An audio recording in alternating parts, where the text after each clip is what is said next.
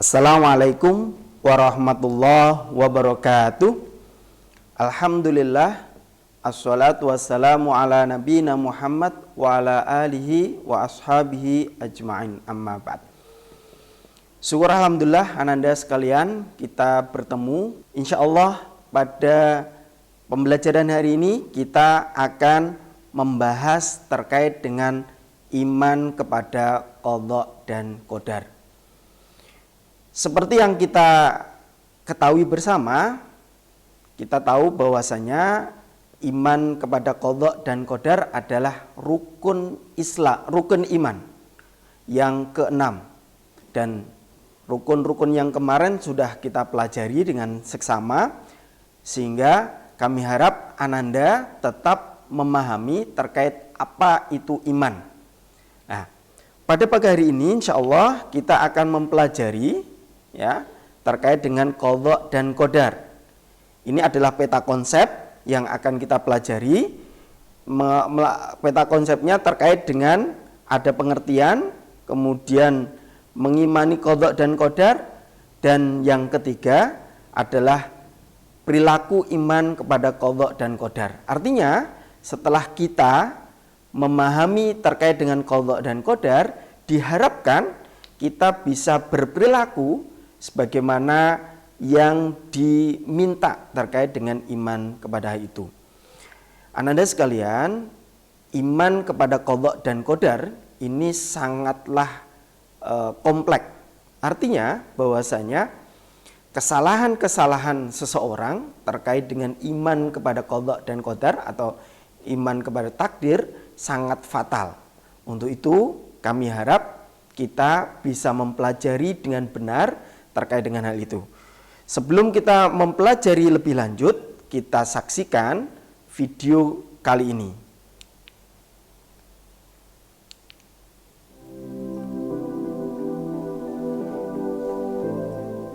Nabi sallallahu alaihi wasallam, inilah yang aku khawatirkan lagi, kata Nabi sallallahu alaihi wasallam. Apa dia? Takdziban bil qadri.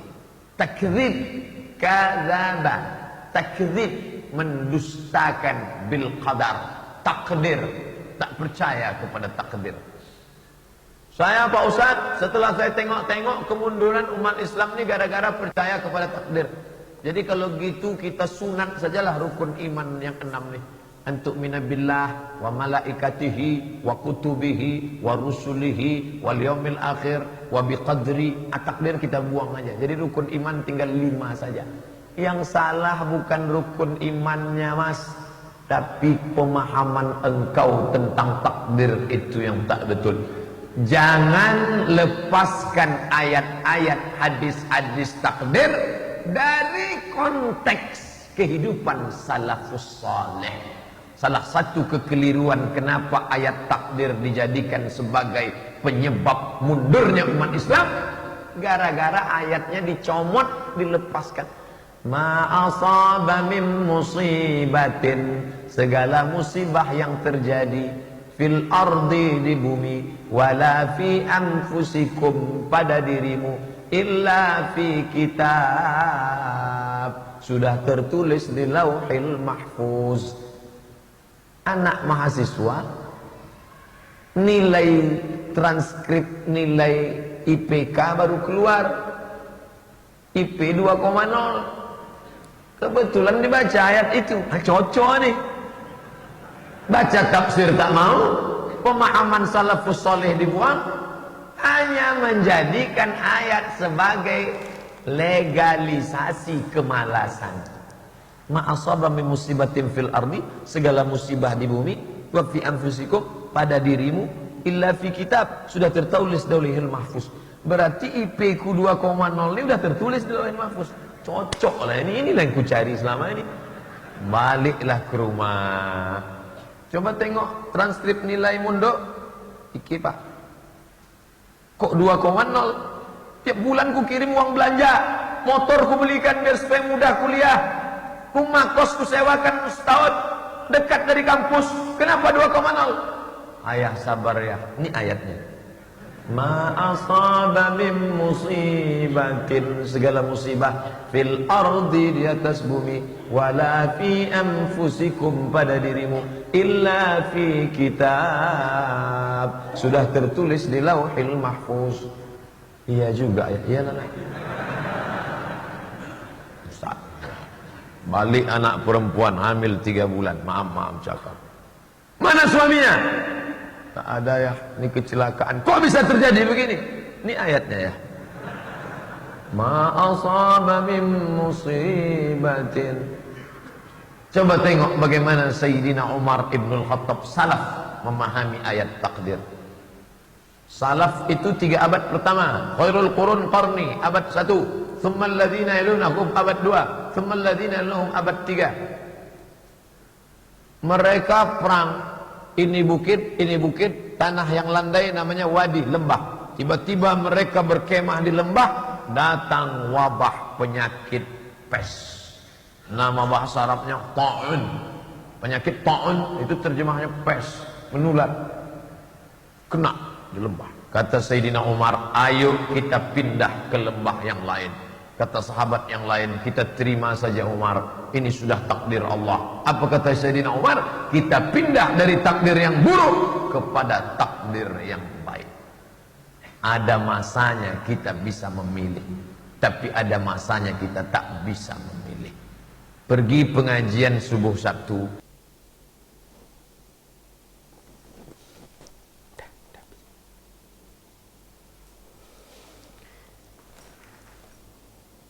oke, alhamdulillah Ananda. Tentu tadi Ananda telah menyaksikan terkait dengan video kesalahan umum yang terjadi seseorang dalam memahami takdir. Untuk itu Ananda coba refleksi dari video ini, kira-kira pelajaran apa yang bisa diambil dari video yang telah Pak Qadir tayangkan tadi. Yang kedua, menurut kalian apa itu takdir? Yang ketiga, coba kalian perhatikan terkait dengan hasil nilai rapot kemarin. Kalian sikapi, kalian introspeksi, kalian muhasabah diri. Kira-kira takdir kemarin itu apakah takdir baik dikarenakan itu adalah anugerah Allah, atau memang karena itu kesalahan kita sehingga kita mengukir takdir buruk, kan gitu ya. Tadi salah satu contoh yang terakhir kan, kalau kalian sakit, takdirnya sakit, maka harus pergi ke takdirnya orang sehat. Bagaimana? Ya berobat, kan gitu ya. Itu Ananda terkait dengan refleksi. Kemudian mari kita pelajari secara baik dan benar ya, terkait baik dan benar terkait dengan apa itu qadha wal qadar ya, gitu. Oke, kita lihat Ananda ya.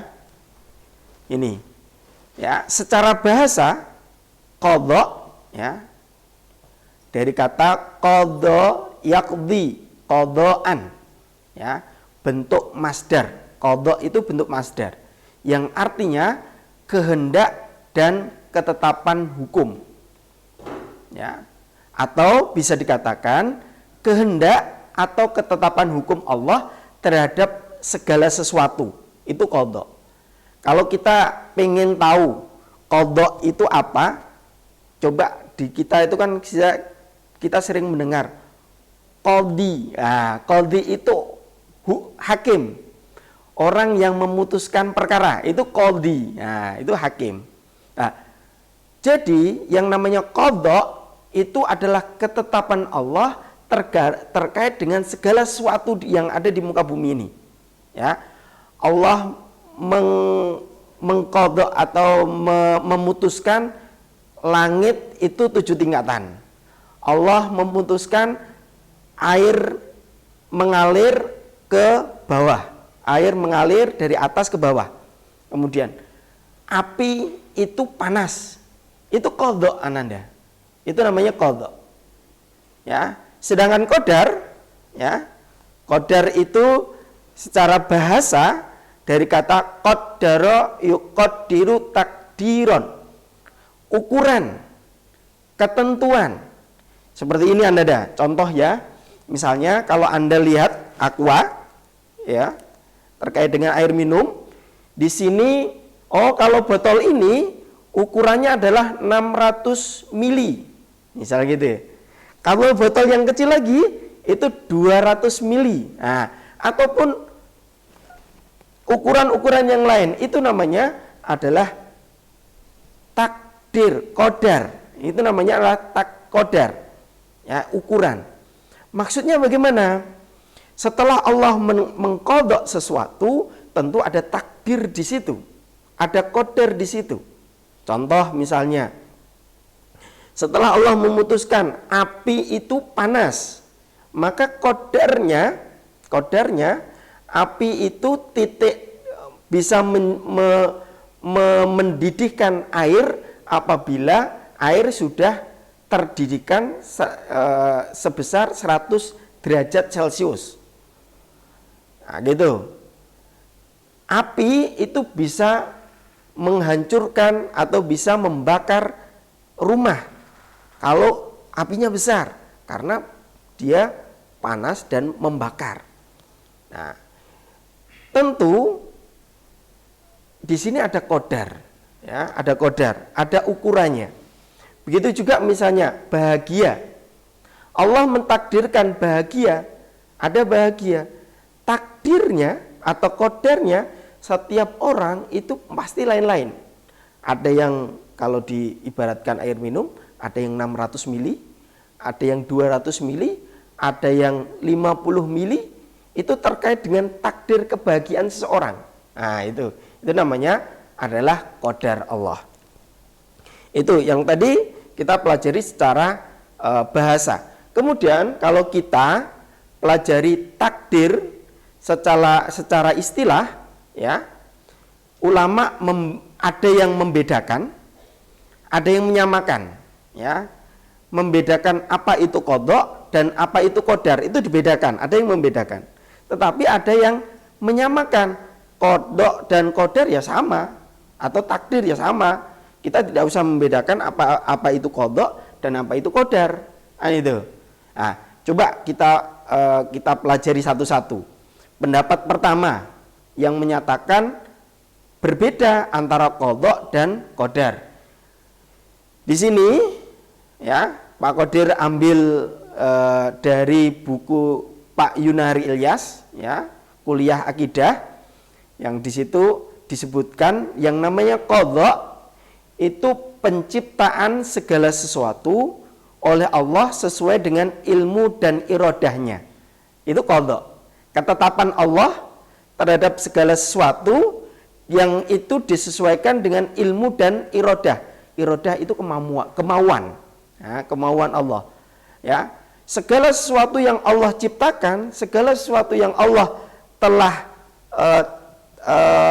putuskan itu pasti, ya, berdasarkan ilmu dan berdasarkan iradahnya. Sehingga diharapkan manusia itu nanti bisa meneliti terkait dengan itu. Misalnya tentang gaya gravitasi. Kan itu kan setiap kalau benda yang dijatuhkan satu dengan yang lain itu kan jatuhnya beda. Semakin berat benda yang akan dijatuhkan, maka akan semakin cepat pula dia akan menuju ke bawah.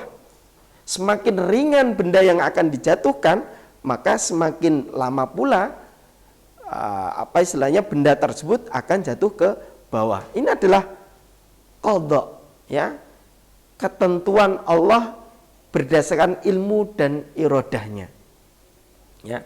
Kemudian qadar. Kita pelajari dengan qadar.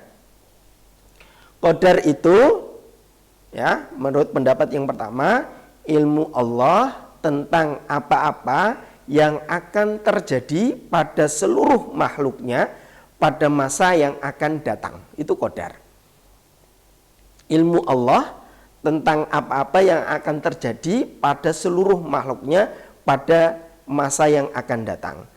Ananda sekalian, perlu kita ketahui bahwasanya ilmu Allah itu mengetahui terkait sebelum akan terjadi hari ini dan akan terjadi. Itu pengetahuan Allah. Ya. Segala sesuatu itu berjalan seperti itu. Allah itu mengetahui dari sejak ada, ya, sampai sekarang, sampai yang akan datang. Itu pengetahuan Allah. Ya, qadarnya Allah. Ya, terkait dengan segala sesuatu. Nah, itu. Ini pendapat pertama tentang qadha dan qadar. Ya. Kemudian pendapat yang kedua, ya, pendapat kedua yang menyamakan, ya, qadha dan qadar itu sama seperti mata uang itu, ya, mata uang. Sisi mata uang itu kan ada mata uang, ya. Oh, sisi mata uang itu ada yang nggak bisa dibedakan, Ananda, ya, nggak bisa dibedakan. Kalau hilang salah satu maka mata uang tersebut tidak berguna. Nah, itu begitu juga qadha dan qadar adalah segala ketentuan, undang-undang, peraturan dan hukum yang ditetapkan, ya, ditetapkan secara pasti oleh Allah untuk segala yang maujud, ya, yang maujud, yang mengikat antar sebab dan segala akibat sesuatu yang terjadi. Nah, ini qadha dan qadar. Artinya Ananda, bahwasanya Allah itu menciptakan segala sesuatu, membuat undang-undang segala sesuatu, ya, membuat peraturan terkait dengan makhluknya, itu ada yang mengikat antara sebab dan akibat. Mengapa begitu?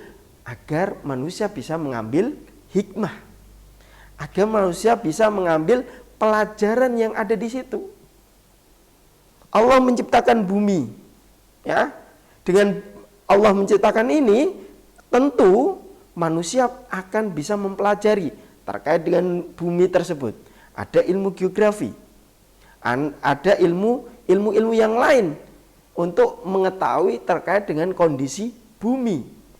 Sehingga dengan demikian manusia akan bisa memanfaatkan terkait dengan hal itu. Ya, karena posisi manusia itu khalifah fil ard, pemimpin di muka bumi ini, pemakmur muka bumi ini. Tentu harus bisa mengelola, memanfaatkan dan juga mensejahterakan terkait dengan segala sesuatu yang mensejahterakan semuanya. Oke, Ananda sekalian, ya, setelah kita mempelajari tentang qadha dan qadar, baik secara bahasa maupun secara istilah, tentu kita akan coba bentuk iman kepada qadha dan qadar itu bagaimana toh? Ya. Iman kepada qadha dan qadar itu piye? Nah, itu ini yang harus diyakini oleh seseorang. Harus gimana aplikasinya? Nah, itu ya. Yang pertama ada dua hal, ya. Yang pertama, kita tentu mengetahui bahwasanya qadha dan qadar atau takdir merupakan rukun iman yang keenam, ya. Rukun iman yang keenam, ya. Sehingga kita nggak boleh menghilangkan iman kepada takdir, itu nggak boleh.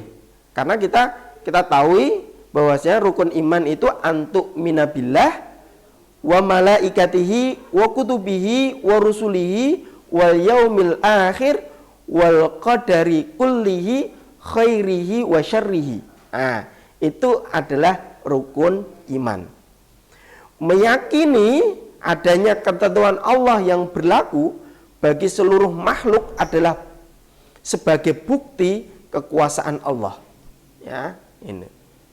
Itu yang pertama. Yang kedua, bentuk iman kepada qadha yang kedua adalah membenarkan dengan sesungguhnya bahwa yang terjadi baik, ya, yang terjadi baik itu baik ataupun dalam keadaan buruk, semuanya itu adalah qadha dan qadarnya Allah.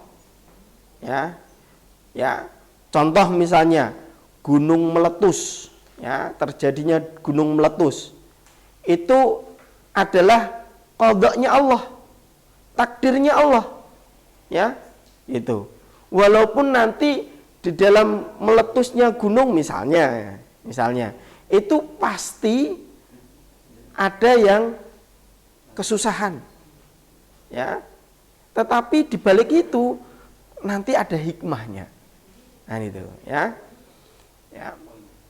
Hal ini sekaligus mengakui kesempurnaan dan iradahnya Allah. Ya, Allah berfirman, wa kullu syai'in indahu bimiqdar, dan segala sesuatu pada sisinya ada ukurannya. Ya, gitu. Selanjutnya Ananda. Ini dalil terkait dengan iman kepada qadha dan qadar. Ya. Ini. Yang pertama dalam surat Al-Hadid ayat yang ke-22, ya, dalam 22 itu. Ini yang tadi telah dibaca oleh Ustadz Abdus Somad, dijelaskan panjang kali lebar, ya, oleh beliau terkait dengan kesalahan, ya, kesalahan seseorang dalam memahami ayat Al-Quran dikarenakan dia melepaskan konteksnya, ya. Ayat ini dilepaskan dari pemahaman salafus soleh, nah, gitu, ya. Ya, makanya jangan sampai ayat Al-Quran itu dalam menafsirkan itu harus kita lihat, ya, kita lihat bagaimana tafsir, bagaimana asbabul nuzulnya, bagaimana sebab turunnya Al-Quran, bagaimana konteks pemahaman Rasulullah SAW dan juga para sahabat, ya, dijelaskan dalam hadis maksur istilahnya, gitu, ya. Ya, Allah berfirman, a'udzubillahi minasyaitonirrajim, bismillahirrahmanirrahim, ma asaba min musibatin fil ardi wala fi anfusikum illa fi kitabim min qabli an nabra'aha inna dzalika 'alallahi yasir, ya. Ma asaba min musibatin, segala sesuatu yang terjadi musibah, ya, segala sesuatu yang terjadi musibah fil ardi, dalam bumi, ya, di bumi, ya, gunung meletus atau banjir atau apalah, ya, musibah, wala fi anfusikum, ataupun yang terjadi pada diri kalian, nah, diri kalian, illa fi kitabim min qabli an nabra'aha, ya, itu sudah tertulis dalam kitab Lauh Mahfud, ya, min qabli an nabra'aha, sebelum kami ciptakan segala sesuatu, kan itu. Artinya apapun musibah yang ada terjadi di muka bumi ini ataupun pada diri kita, itu sudah tercatat di Lauh Mahfud, ya, sudah tercatat dengan baik, ya, di Lauh Mahfud, ya. Sebelum muka bumi ini, langit ini diciptakan oleh Allah, sudah tercatat di sana. Inna dzalika 'alallahi yasir, sesungguhnya hal itu sangat mudah bagi Allah Subhanahu wa taala. Ya, itu hadis yang pertama. Nah, pemahaman ini sekali lagi Ananda, Pak Qadir tekankan, pemahaman terkait dengan takdir ini, ayat ini, jangan sampai kita hanya memahami teks yang ada di sini saja, tapi harus dikaitkan dengan ayat yang lain, dikaitkan dengan hadis Rasulullah SAW, dikaitkan dengan pemahaman salafus soleh. Bagaimana Umar bin Khattab, ya, Umar bin Khattab memahami hal ini, bagaimana para sahabat Ali bin Abi Thalib memahami ayat ini. Ini kita harus nggak boleh melepaskan terkait dengan pemahaman ini. Karena bahaya Ananda. Ya, sekali lagi, bahaya seseorang yang hanya membaca kitab, membaca teks ayat ini, diyakini tanpa dia punya ilmu. Ya, maka akan terjadi dan kerusakan terjadi. Ya, kerusakan pada dirinya maupun kerusakan pada orang lain. Ya, itu akan berakibat buruk kalau memahami ayat ini tanpa ilmu. Ya. Kemudian dalil nakli yang berikutnya adalah hadis Rasulullah SAW yang diriwayatkan oleh Imam Bukhari dari sahabat Anas bin Malik. Ya. Anas bin Malik itu terkait dengan penciptaan janin, ya, yang hadisnya panjang. Kemudian salah satu isinya ada 4 hal yang ditetapkan dalam perut ibunya. Artinya setelah ruh ditiupkan dalam janin, maka malaikat akan mencatat, akan tercatat bagi dia terkait dengan apakah dia laki-laki atau perempuan, ya, sengsara atau bahagia, ya, dia masuk surga atau masuk neraka, nah, gitu. Seberapa rezekinya, ya, apakah sebanyak 600 mili misalnya, atau 200 mili, atau bagaimana, ya. Kemudian dan kapan akan ajalnya, kapan meninggalnya, itu sudah diketahui. Di mana dia meninggal, bagaimana dia meninggal, itu sudah tertulis dalam Lauh Mahfuz. Ya. Kemudian ada hadis lain, Ananda. Hadis lain sama, ya. Cuma di sini ada perbedaannya terkait dengan 4 hal ini: rezeki, ya, kemudian ajal, amal, bahagia atau sengsara. Nah, gitu. Ya, kalau di atas itu terkait dengan dia perempuan atau laki-laki. Nah, kalau hadis yang lain yang senada dengan hal itu, dia tercatat bahwasanya 4 hal itu adalah rezeki, ajal, amal, bahagia atau sengsara. Itu hadis yang terkait dengan qadha dan qadar. Oke, Ananda sekalian, kita akan coba pahami, ya, terkait dengan kedudukan qadha dan qadar dalam kehidupan, ya. Itu. Bagaimana memahami qadha dan qadar?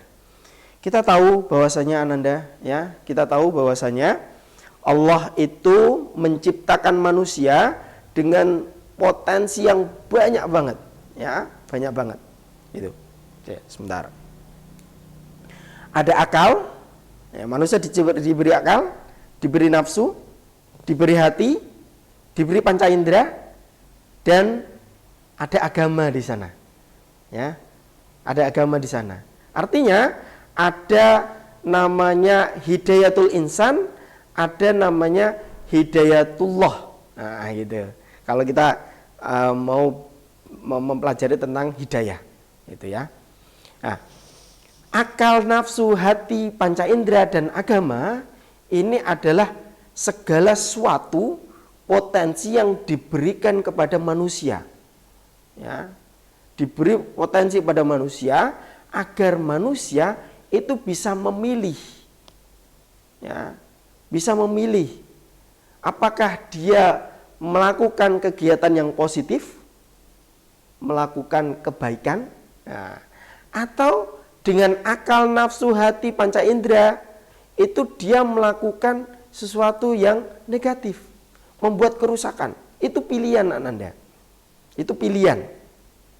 Ya, itu pilihan. Itu. Ya.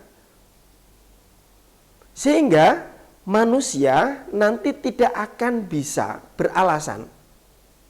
Tidak bisa beralasan, ya, Kalau dia melakukan kebaikan atau melakukan keburukan, mengatakan ini takdir, nggak boleh. Nggak boleh itu Ananda. Ya. Contoh misalnya, ada orang mencuri, ya, mencuri. Kemudian mengatakan, takdir saya itu pencuri, mengapa harus dihukum? Nah itu. Ini ada satu cerita Ananda. Ada satu cerita ya, terkait dengan salafus soleh ya. Umar bin Khattab pada saat dia mengadili ya, terkait dengan seorang pencuri, kemudian dia beralasan seperti itu. Mengapa kamu mencuri? Dia mengatakan karena saya ditakdirkan sebagai pencuri. Kemudian Umar mengatakan kalau begitu potong tangan dia dan pukul dia 30 kali. Nah ini itu. Nah, kemudian yang lain bertanya, "Hai Umar, mengapa dia dipukul 30 kali? Bukankah orang yang mencuri, ya, orang mencuri, kalau dalam Islam Anda kita tahu orang yang mencuri dan itu sudah mencapai nisab, mencapai nisab, sudah mencapai kadar bahwasanya dia itu boleh dipotong tangan. Artinya tidak semua mencuri itu dipotong tangan, enggak. Ya, jangan salah paham itu. Ya, jangan salah paham. Mencuri ayam dipotong tangan, enggak. Kan itu. Ya, enggak. Orang mencuri kalau sudah mencapai nisab baru dipotong tangannya. Itu, ya. Sehingga yang terjadi keadilan akan terjadi di situ. Itu. Kalau di kita sekarang kan kita lihat coba orang yang mencuri dipukuli sampai mati, naudzubillah min dzalik.